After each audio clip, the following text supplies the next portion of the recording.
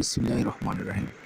আমি ভাই অনেক দিন পরে এই দৃশ্যটা দেখতে পেলাম। সাদা বক গাছে উঁচু ডালে বসে থাকা দেখার অন্যরকম চোখ জুড়িয়ে যায়।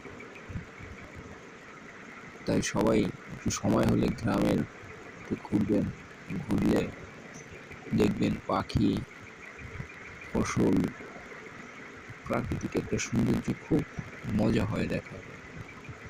এটা শরীরের জন্য ভালো, মনের একটা তৃপ্তি মিঠে, সেও ভালো। তাই আমরা সকলে একটু গ্রামের দৃশ্য ধারণ করে